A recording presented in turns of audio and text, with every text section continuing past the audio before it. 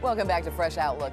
In another controversial decision this week, the Supreme Court dealt another blow to affirmative action programs, upholding the right of states to ban racial preferences in university admissions. Is it fair, and will other states follow? Despite 3 decades of using affirmative action in higher education, the Supreme Court upheld a Michigan law banning the use of racial criteria in college admissions.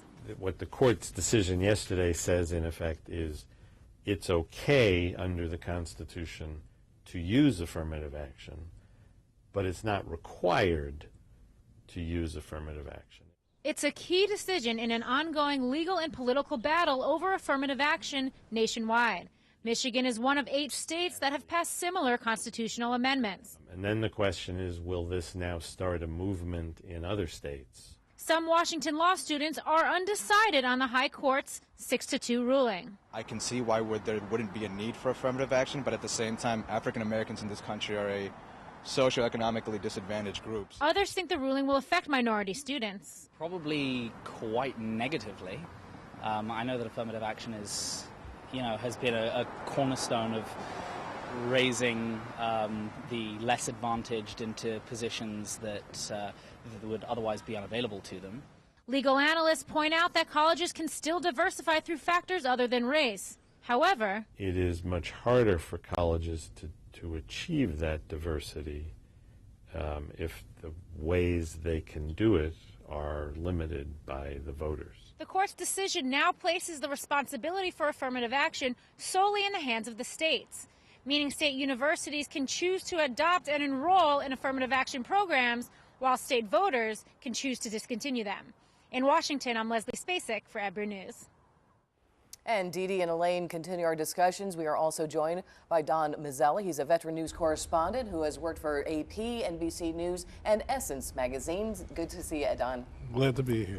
Well, affirmative action, also called positive discrimination, is the policy of providing special opportunities for a disadvantaged group who suffer from discrimination. So what were the reasons that Michigan took action against affirmative action? And we'll start things off with you, Dr. Sanders. Well, I think there's a great feeling among many people that affirmative action is discriminatory. That is to say, it takes race into account, and any taking of race into account usually carries a heavy burden, certainly at the Supreme Court. Race, any racial classification really is suspect legally under the Supreme Court rulings. And so based on that legal analysis, and also based on the general feeling of the general population, many people believe that there's a racial component here that is hurtful. And so I think that accounts for a lot of the opposition to affirmative action. And Don, you've worked with news organizations all over the world. When you heard this ruling this week, what were your initial thoughts? Well, I covered the original act, first the congressional acts on that. That's how far I go back. And I thought it was almost the start of the swinging back of the pendulum. There was a senator that spoke at the time that the affirmative action act came in. And he said it was up to the nation now not only to give a pathway, but to provide the tools for blacks, and that time Negroes before, to achieve their goals with the doors being opened. What we haven't done in the ensuing period, the 50 years almost, is we haven't provided the educational tools to really make affirmative action work. That to me has always been the mistake. We've now created a world where we've opened these doors, but we haven't prepared African Americans to really enter it. And that to me is the sad part of all this. It's an interesting point. Now, Dee Dee, your initial thoughts when you heard this ruling? Well, it's 6-2. I mean, that's decisive, and I think they were right, actually. I mean, I think when you get into a school and you apply, it should be on merit only. I don't think it matters if you're white, black, brown, or blue. At this school, they want to bring in the best students, and it's up to them what they do, and I like that it's up to the states now. Because look, there are universities in every state, every different size, every different price, so let people pick. But actually, I think they're right to do that. Let it be on the merit, let it be on the grades. Well, it's interesting. It's also revealed some deep divisions within the justices themselves. Justice Sonia Sotomayor basically said, I live the day-to-day reality of affirmative action when she was in Princeton and Yale Law School. So even though it was 6-2, there were some deep divisions within the justices themselves. Yes, and it's not quite right that the universities admit only on merit, on academic merit. They do not. They admit on a whole range of factors. Do you think she meant race? Academics is one of those factors, but they admit on a range of factors which can be summarized under the concept of diversity. And the Supreme Court has recognized the importance of diversity. You want athletes, you want people who are great at academics, you want musicians, you want people from all kinds of socioeconomic background. The Supreme Court is still on record saying that diversity is a compelling interest and that schools are entitled to have affirmative action. What this decision said, however, is that if states, or that is to say the government, does not want affirmative action, it doesn't have to have it. But it didn't say that affirmative action is illegal. It says if you want it, it's certainly still legal. Yeah, they're entitled not to do it as well, is what you said. It's a policy. Entitled not to. It's a policy. It's a policy that people can choose to have. And they should be able to choose that. Good for them. And other universities do it differently. Okay, that's fine. Pick your university. Don, this next question is for you because you've covered this in the last couple of decades, I guess we could say. 7 other states, California, Florida, Washington, Arizona, Nebraska, Oklahoma, and New Hampshire, have similar bans. Do you think that we're going to see other states follow suit? I think right now, I took a polling before coming to the show, talking to several people. Right now, people are more concerned with the economic issues facing us than this particular issue. I think after the midterm elections, I think next year you're going to see several states really push this issue. Okay, that's interesting also. Now, states that forbid affirmative action in higher education, like Florida and California, have seen a significant drop in Hispanics as well as African Americans. Is this a case about how racial preferences should be resolved or who resolves them? Can I address that? Because I really... Absolutely. It's been an issue. Patrick Moynihan pointed this out almost 20 years ago. You can't open the doors without preparing the individuals to not only walk in the door, but succeed at it.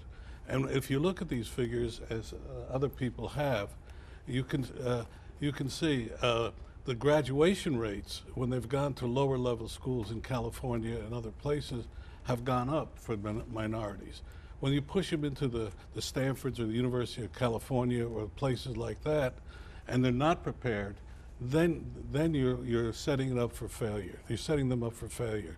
And that's what I think is the issue. Dr. Sanders, because you obviously are a professor, do you agree with that? Well, I believe the real problem, which of course the nation refuses to face, is not so much affirmative action at the university level. It's really providing a quality education at the secondary school level, which this nation has failed at miserably. If secondary schools actually provided a quality education to everyone, then I think we would not be talking so much about affirmative action. But the fact that many secondary schools simply do not prepare students, and particularly secondary schools at which minorities are the majority, when you say that's prepare, a problem. I mean, it's a broad statement. Preparing some very important skills like reading, like writing grammatically. I think any professor would tell you that they have read with iPhones and iPads now, it's a little bit more difficult. Writing, knowing some basic facts about American government and American history. I think the schools have failed miserably on that. I happen to agree with you. I'm sorry, go ahead, Don.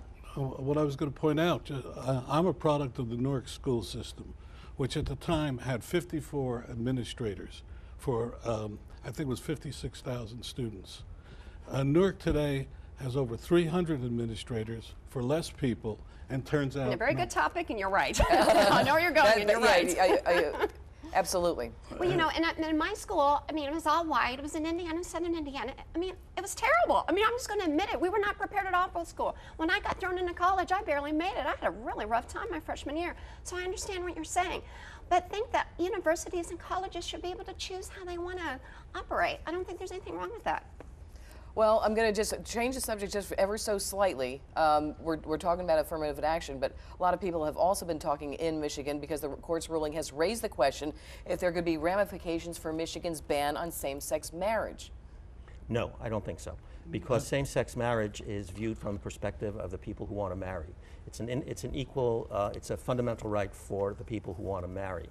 This is a policy which is different. But it certainly opened up the discussion I in think Michigan. it will open up the discussion, but I think legally the issues are actually different because in affirmative action you've got a conflict between racial groupings, that is to say minorities, whites, all kinds of other groupings. In the gay rights situation, the gay marriage situation, there are no groupings, it's just two people who want to voluntarily marry.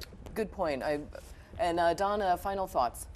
Well, my final thought is that we should really be looking back into the education system. The unfortunate fact is that the breakdown of black families is something we should also be addressing, because the study just came out this week indicating that there's a higher success ratio when there's a two-parent marriage, two parents in a group. But unfortunately, what our welfare system did for almost 40 years was encourage black fathers to leave and to get extra payments. And that is another factor which we haven't really addressed, which is all part of this affirmative action. And certainly another full topic we could discuss on that. Don Mazzella, thank you so much for being here. Dr. Saunders, always a pleasure. Don't go away, everyone. Much more to come here on Fresh Outlook, including a new distinction for America's middle class. We'll talk it out when we return.